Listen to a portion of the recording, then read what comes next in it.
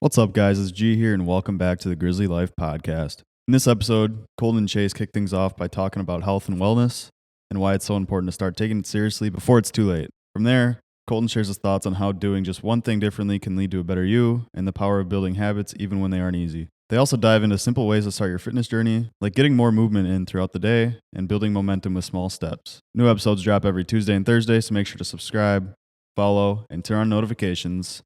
Now let's get into episode 33 of the Grizzly Life podcast.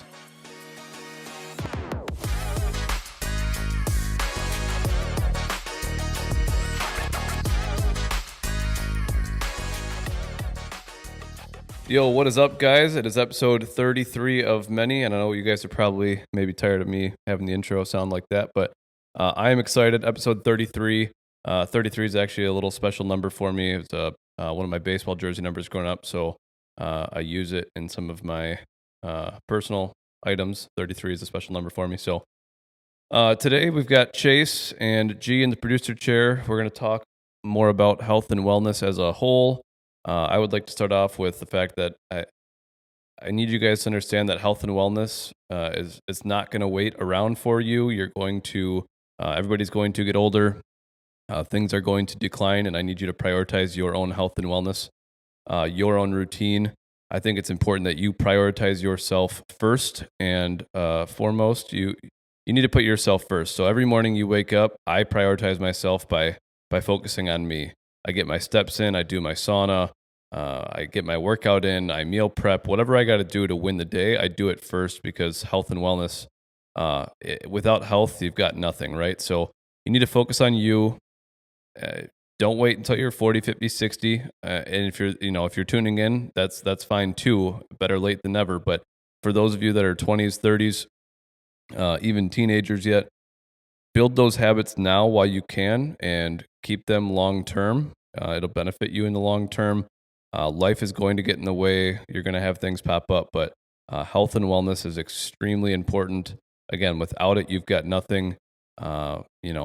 When you're 60, 70, 80 and you're bedridden or you're in a wheelchair or you can't do things on your own, we're going to be a nuisance, in that sense to our family or caregivers and that kind of stuff, right? Like pride yourself in taking care of yourself. Do what you got to do to be the best you and make sure you prioritize yourself. I know a lot of guys, they want to work out after work or they want to, it's just hard. You go and do a 12-hour day or a 10-hour day or for me, working inside the gym all day, I can't work out afterwards because I've got no motivation to go back in the gym after I've already been in the gym all day. So if you can, put yourself first, take care of yourself. If you've got the motivation to go after work, that's cool too. But just make sure that you're putting in the time that your body needs for you to be the best. This also goes with the food you're putting in your mouth, the processed foods that you're buying from the gas station, the sugary drinks you might be getting or that you're addicted to. Pick one thing. You don't need to change everything today, but pick one thing that you can be better at and clean up in your life. I know I always talk about reading. I always talk about these other things, but find that one thing that you can do for this week or for the next month. Hey, I'm only going to have one soda this week or one soda a day. Maybe you're drinking a bunch of soda. Maybe limit your Powerade or Gatorades or your, Mountain Dews, whatever you're doing. I'm not saying everybody can't have a vice, but limit that and figure out how you can become the best you. So that's kind of the intro for today. Keep that in mind. Chase and I are going to go back and forth on some general health and wellness stuff. I'll kick it over to you right away if you got anything you want to chime in off of that intro. Off what you had there. I think you said it the right way there. I think especially say when I get a new client that comes in, a commonality is that you're trying to almost reinvent the wheel all in one day, like start a fitness routine and I want to go 5 days a week, or it's like I think you should, or how often I think you should go. It's like I need a meal plan, I need this, I need that. But they're coming in like completely green, like on the other side of the fence, if you will. And I think, like you said, as long as you can piece that apart, if you can go 3 days a week and eventually you might build up to 5, but if you can even change going from 0 to 3, I mean, that's a big jump. You're finding 3 new hours in your schedule. If you're trying to take in better food, again, I think we always talk about whether it's business or life, like just try to change one thing at a time versus 20, just because you try to do 20 and you end up doing nothing. So if you can nail down the one thing, if you take that week by week, month by month, whatever pace that is for you, there's still compounding effects on changing that one thing, regardless of the pace you do that. It's just a matter of being intentional about it, if you will. So I think you can apply that to anything, like you said, not even just health and wellness. But Agreed. Yeah, I think it's funny. The book that I'm reading right now is called The One Thing, and one of the things that I'm taking away from this book is what is one thing I can do today? What is one thing I can do this week? What is one thing I can do this month, this quarter, this year, my 5-year goal, my 10-year goal, whatever that is, right? What's that one thing that you want in life? Be specific. Don't say someday I want this. Say, again, in 5 years, in 10 years, I want X. I want a beautiful house. I want a beautiful family, whatever it is. And then let's break that down into smaller goals and figure out how can I achieve that, right?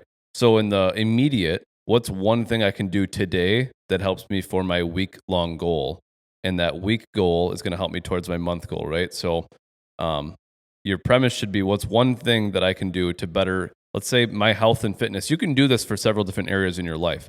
You can do this for finance. You can do this for health. You can do this for family, relationships, whatever you want. So you don't have to have just one thing, but you want to have one thing for like those areas that you're working on. So what's one thing in your health and wellness, your health space that you can do better on? The book also states that 66 days is kind of the magic number for habit building. There's all these different studies out there. Some say it could be 12 days. Some in the study in this book, it was like anywhere from 12 days to 274 days was kind of the range. So 66 was the sweet spot where a lot of people were getting kind of new habits. And so what's one thing that you can change today to be a better version of you? Don't worry about what people are going to say, what people are going to think. Maybe you're going to drink less beer, drink less sugary foods, sugary drinks, like I said.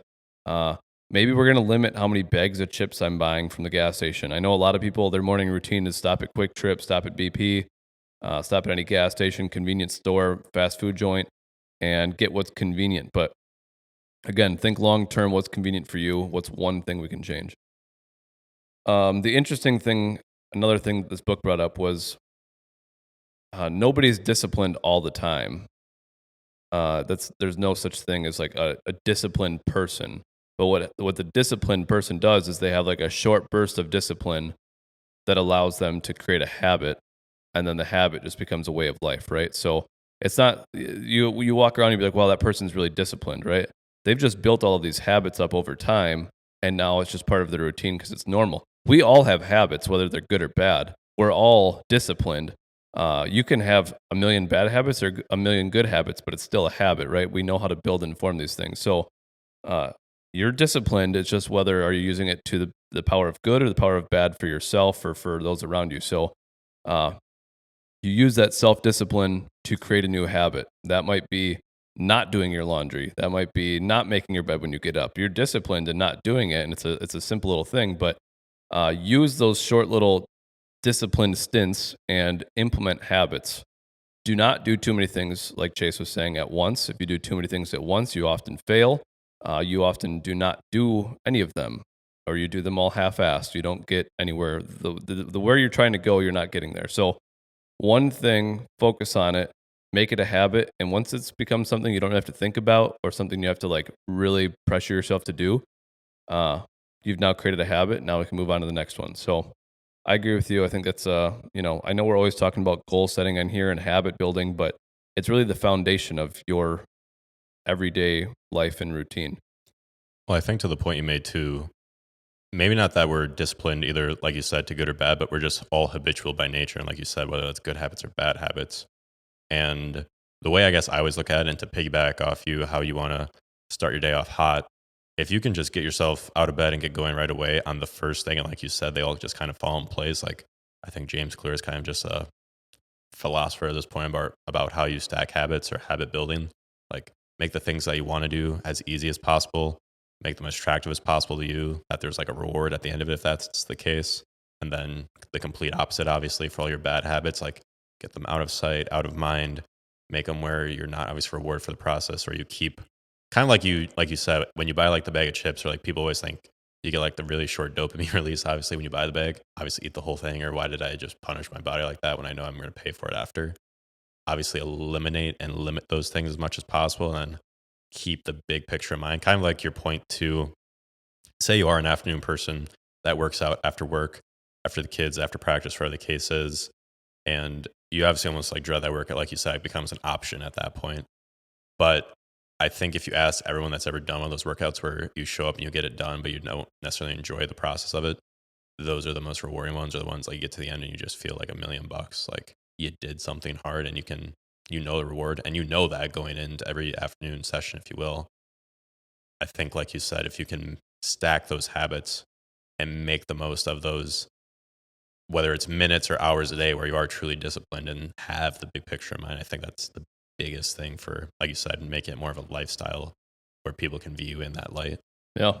I don't know if you have anything to piggyback off that at all, but No, the only, and I've said it before on this on some of these prior episodes as well, is those times you don't want to do those things, your brain says, "Oh man, it's going to be tough. I don't really want to do it." Your conscious is kind of speaking up. Those are those things that change you as a person and as a human. I do the cold shower every day, and damn near every time I get in there, I'm like, I really don't want to get in here right now. Similar to this morning on my workout, I had already done my sauna and my walking routine, and like I did an incline walk today, so I was burning a little bit more calories and I was tired. I just wanted to eat my food, but I wanted to work out fasted as well. So walking into the gym, my brain was just like, dude, like you're tired, you don't really want to do this, but afterwards I felt amazing. I felt good. I'm like, what, I accomplished even more today than what my conscious was telling me it wanted to do, right? So by doing those things that your brain is telling you no, or your conscious is telling you no, again, I don't know what part of the brain, prefrontal cortex, something, I don't know. There's some part of your brain that that is building stronger and better, and it's a good habit to be doing, right? I know we've talked about it in prior episodes. I just don't know what part of the brain it's affecting. I just know it's a positive thing for you to do those things. If you always give in to when your brain says, I don't want to do it, or no, what kind of character is that building, right? Like what kind of person are we building there? So putting those things first, those things that you don't want to do, I think is a very important habit in itself. So whether that's, again, reading, walking the dog, doing your laundry, it can be anything. It doesn't need to be as extreme as a cold shower or a workout, but callous the mind. Right, exactly. So anyways, we'll kind of hop off the habit building and the goal setting, and I do want to recommend the One Thing book. It's called The One Thing by Gary Keller. The One Thing by Gary Keller. It's a great read. It's easy to read. It's quick. It's a little bit motivating, but just a good kind of reminder that you should focus on one thing. When you've got too many things on your plate, you've got this massive to-do list. He says what you need is your success list. What one thing on my success list can I do that would, and then make the week, the day, the month, the year better, right? So anyways, he also, I'd like to add one more thing about it. He also really says, think big. You do not have a small goal. For his example was, how can I increase sales by 50% in 6 months compared to how can I increase sales by 5%? Shoot for the moon, Shoot for shoot for the stars and land on the moon, right? Like have a big goal and push yourself. If you don't think that big, your body, you're just telling yourself you can't really do it, right? So expanding the mind, expanding that what you think is possible is kind of step number one.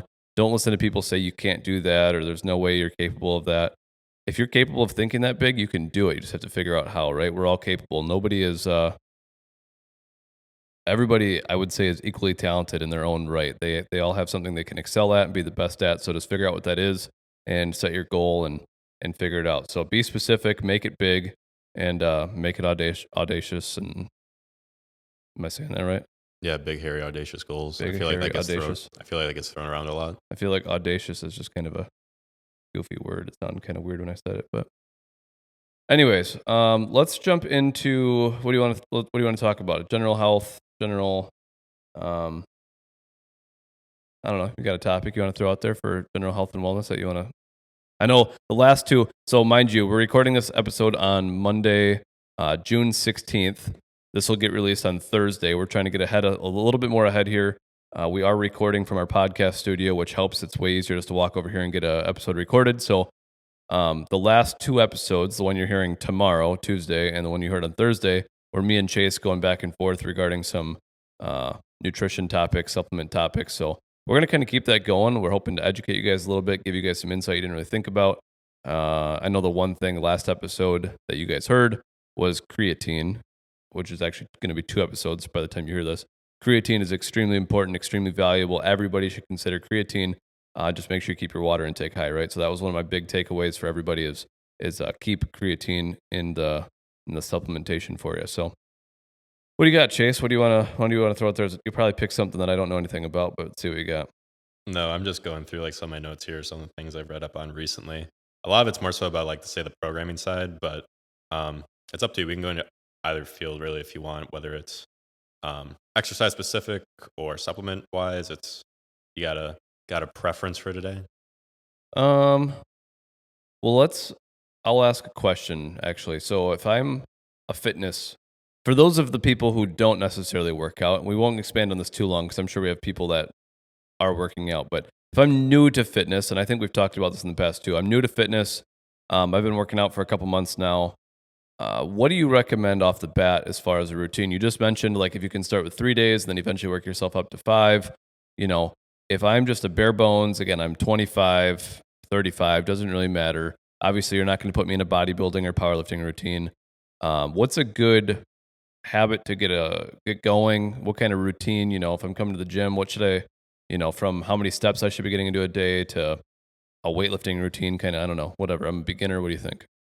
So you've got a routine, someone established, whether you've been doing it for a couple months, couple weeks, or I think we're 30, 60 days in. Like I just kind of know that I'm coming to the gym a couple days a week and I'm like hopping on the machines, right? Like that's what I'm doing. I think at that point, we've seen the story a handful of times now at this point where you might get someone in a consultation or they've done something at home, they've done this aerobics class, where the case might be. I think just because of the position I come from, I'm always going to be somewhat biased to strength training. There's papers that support it. I've had ladies that are in their 60s, 50s, 70s, whatever the case might be. And regardless, really, they've done their aerobics classes, they've done yoga. I think stretching is important. That being said, if you can do it under load, that being, can you do it with a barbell? Can you do it with dumbbells? Can you do it on a machine? I think that's huge. If you're looking at, like, say, your longevity and like quality of life wise, again, stick to the strength training side of things. Even if that's only twice a week and you want to build up to 3-4 days a week, that's completely fine. But at a minimum, 2 days a week. And with those workouts, they don't have to be, I always tell people it doesn't need to be a 3-hour thing that some people do. My workouts themselves don't really last more than 60 minutes. Some workouts, 45 minutes. I think you can really get everything you need out of that time span. Even if it's only 30 or 45, I think you can still pack in a lot there. It really just depends how you structure it. I won't go in all to the weeds of if you're at this many days a week and this much time, what should you do? There's a ton of great resources out there that you can go into as far as developing a program for yourself if that's something you dive into. But if you're trying to make that leap to, okay, I've been going 3 days a week, I've always just kind of doing the circuit up and down, what do I go to next? I would say you almost have to look at, okay, how many sets am I doing of something? Because weirdly enough, I've seen cases where people are just like imbalanced. Like they do a bunch of chest press, but there's 3 different chest presses and they do those all in the same day. So they almost have like rotator cuff problems, or you have imbalances where you're going to the gym, so you're getting stronger, but it's almost, you're so like dominant to the front of your body. And I've had coaches, athletic directors all across the board tell me this, that athletes almost just train so much. Like they like bench pressing, so they bench press, and then they really like to squat, so they'll squat. But they just had like so much quad and chest development to the point that the back of your body, which is probably most important longevity wise, like quality of life wise, is so underdeveloped that you have like tight hips, your hamstrings aren't developed enough, your back is underdeveloped, you still have rounded shoulders because I'm staring at my phone now, we're all slouched over. So I'd say, if anything, emphasize, say, like glute work, emphasize hamstrings, lower back, upper back, everything kind of across the board there. If you had to add an extra day, you can even just make it strictly focused on that. It doesn't need to be like, okay, how can I build the most muscle? Like if you're doing back extensions, or if you're doing like core work, core isn't just strictly abs either. Like you don't have to lay on the floor and do leg raises and flutter kicks and bicycle crunches, but working both your lower back and your upper back, looking at stuff more functionally rather than strictly like, say, okay, how can I build the most muscle humanly possible? It's a big emphasis I'd say we have, like, say, with clients right now, functionality wise. Big thing I've focused on with athletes even as well is how can you have like a strong lower back and strong glutes so you stay up more. And I would say if you had to throw in like a 4th day or a 3rd day, have it focused on that. You can keep the circuit if you're still doing the circuit, but on top of that, do your stretching, make sure like you're still giving yourself adequate rest. You're not overdoing anything, but you're not neglecting anything either.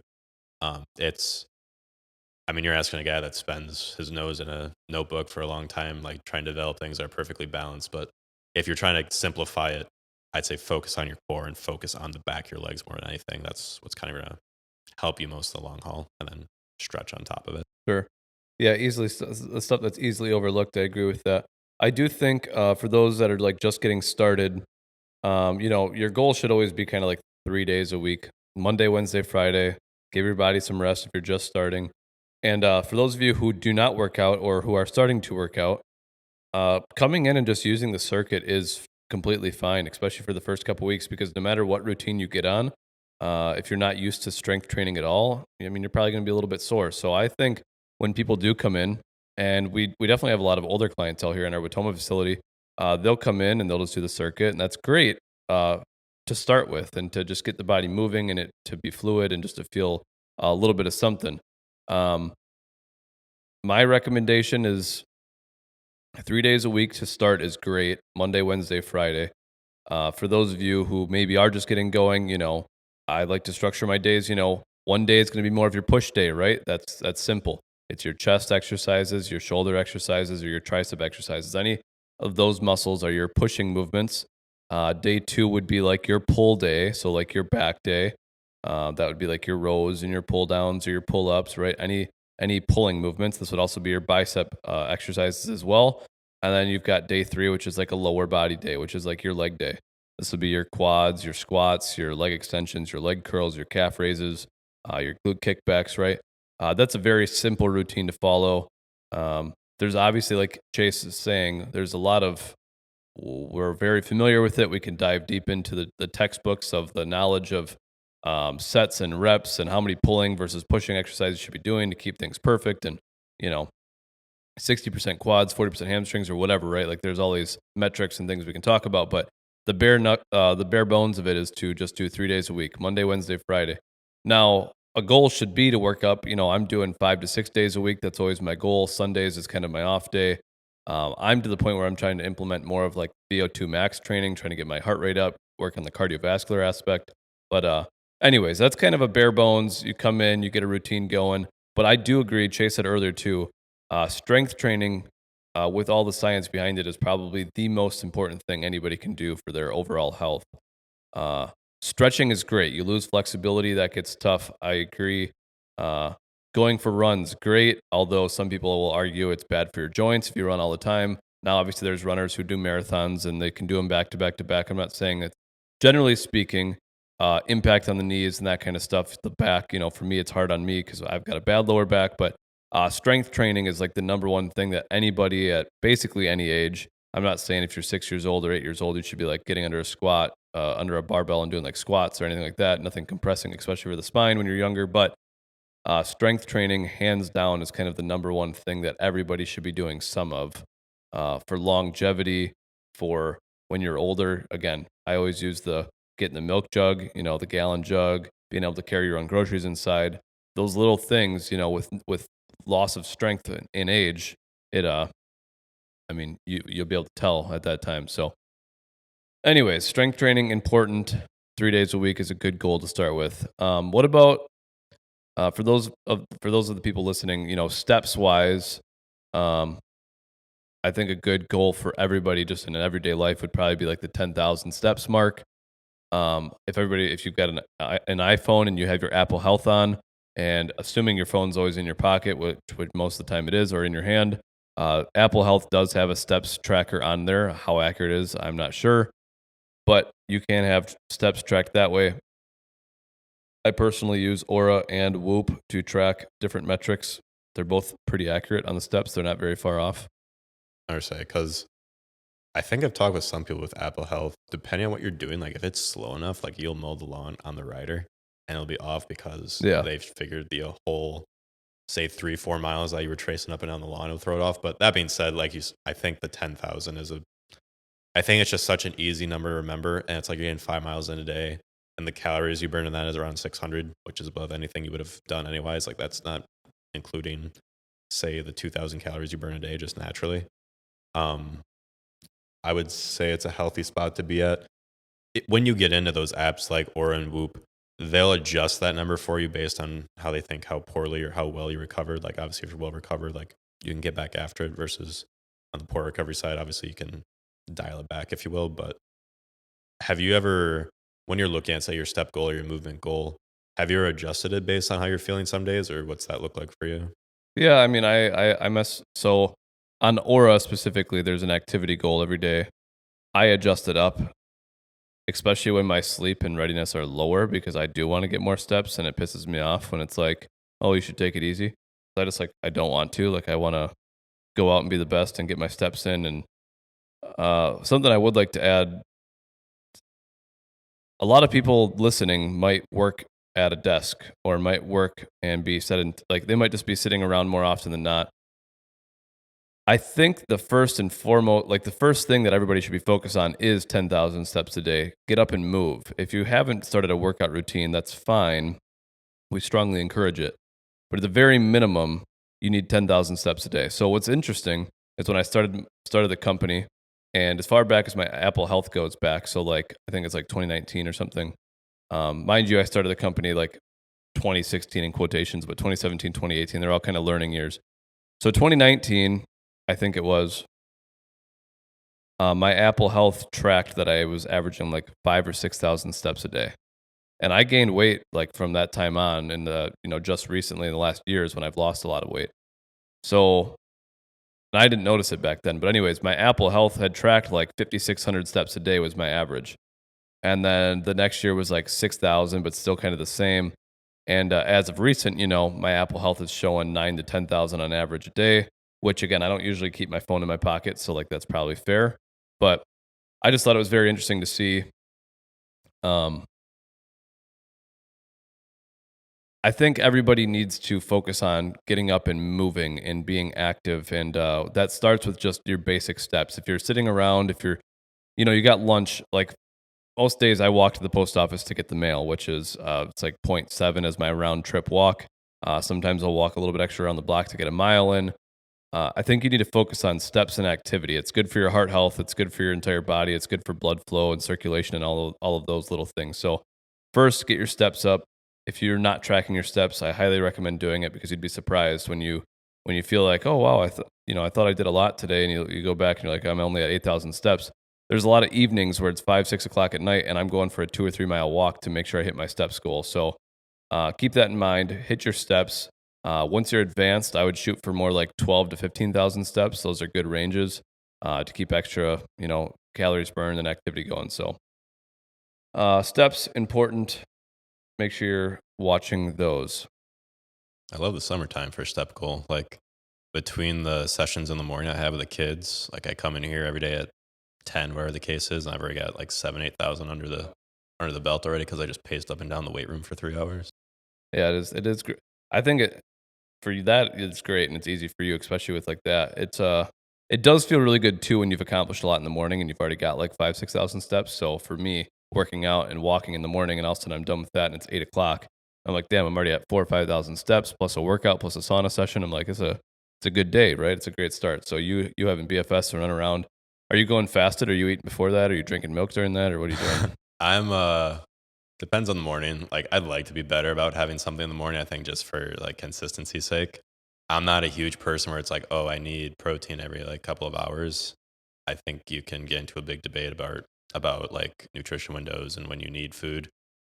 Sometimes I like coming in fasted. I don't know. It's just like an energy thing. Sometimes I feel like super good, high energy off no food. And I might go like 24 hours fasted or like 16 hours fasted and feel great. And all I have is like my water and like electrolytes, whatever the case may be. But I'll switch up from time to time. Like this morning I haven't ate and I still feel fine. I mean, I think I just told you I got up around like 4:30. I'll get myself ready, make sure the car's packed up for the day. And then the first session's not till 6. But I don't know. I think I told you too. I think normally I'm just getting my energy up so that way I'm motivating a bunch of 15, 16-year-old kids that are like, their eyes are still shut to obviously get Right. going and get moving. So I'd be curious how much is placebo and how much like I get here though. I still feel fine. So energy wise, I feel good, but like I'm also not like a caloric deficit or anything necessarily. Like I'm pretty well around maintenance. Sure. Get back to me around like 7 or 8 tonight. I'll let you know. When do you typically eat your last meal? I mean, rough range. I'd say around 8 o'clock. Yeah. On a day like today, I don't know. I'm not like a big like take a lunch break type of guy. I'll generally just have like one big meal at the end of the day that will not cut a lot of my calories. So like I'll work out yet this afternoon or tonight, and from there I'll definitely get a meal in after the fact just for recovery side of things. And yeah, I'll probably get in 2,000 calories realistically tonight. Yeah, I've played around. Like I've done like the Go Mad thing, like the gallon of milk a day thing. I'd never recommend it to a client or anything along those lines, just because of like say lactose tolerance levels or practicality of it. But I've always just said it's one of those things that's kind of worked for me. If you're going like say a skim route, obviously you still need fat in your diet, so find a way that makes sense for you. Like I don't just strictly drink the gallon of milk. But I mean you can play around with it and make the calories make sense for you. Um, I don't know. It's summertime. I hate doing it because like I got to run back and forth to the fridge and try to make that work, and it's weird. Yeah. There's no way to explain the gallon of milk thing and not have it be weird. Yeah, it's weird no matter what. That's for sure. I personally work out every morning and do my sauna, and I'm not saying I sauna and walk every morning, but I typically work out every morning. I will do this fasted, so I will not eat until afterwards. I will try to get 1 to 2 miles plus a workout in before I eat. And so then breakfast, I try to push off as late as I can between like 8 and 9. So usually I'll come meal prepped, and after my workout, try to wait as long as I can before I eat. And then I try to eat dinner as early as possible, so then I've got a longer fasted window. So I'll try to eat dinner around like 4 o'clock, let's say. Or 4, I mean, it'll happen between 4 and 5, but my goal is 4, so then I've got a 16-hour fast window no matter what every day. So, but those are kind of some things we just wanted to touch base on today. Just a couple little things, kind of took it where we had to go. We've got to get back to the office here, so we're just kind of throwing some stuff out there for you guys. Hopefully you guys enjoyed and learned a little bit. I'm sure you'll have Chase and I again for next week's episodes as well. So again, this is Thursday's episode you'll be listening to. So we appreciate you guys. Snapchat is Colton.Burt, COLTON.BURT. Instagram, Facebook is ColtonBurt19. Email is marketing@fitnessgrizzly. Chase, what do you got? If you're looking for me on Snapchat, Instagram, Facebook, wherever the case may be, you can find me just by my name. It's CHASEMASTRICOLA. And from the looks of it, Quay actually just threw us up for a balloon ask for us behind the scenes what the studio looks like now versus what it looks like down the road. Check us it's Fitness Grizzly for our Instagram. Check us out there. You can see me, Colton, and G all set up prior to recording today. So Fitness.Grizzly on Instagram for our business page. We should probably plug in that one anyways. One other thing to throw in there too. This week officially is our pre-sale week of our 4th of July apparel. So if you're listening and interested, we are dropping a white t-shirt with a little chest pocket logo. We are dropping a 4th of July hat with the same logo, either an all white hat or a white hat with a gray front. And then we also have a special edition ice shaker that we will not carry again after. So if you guys are interested in that, shoot us a message. However, 10% of this also goes back to the local VFW, whichever town you're kind of in. So if you're buying from Watoma, Princeton, Berlin, Amro, Oshkosh, or Rosendale, 10% will go back to the local VFW, respectively. So keep that in mind. Let us know. Also, if you're listening, this week is Bring a Friend Week for the gyms as well. So if you have a friend or family member you want to bring into the gym, they've never been or they're scared, now's the week you can bring them in. All they got to do is sign a waiver. You got to tell us ahead of time, email us, or talk to the front desk when you get there. Make sure they sign a waiver and then sign them in on the Bring a Friend Week sheet. It'll be Thursday by the time this comes out, so there'll be a few days yet to take a chance on that and make the most of the opportunity. Appreciate you guys. We'll see you on the next one. Episode 34 coming soon. Appreciate you.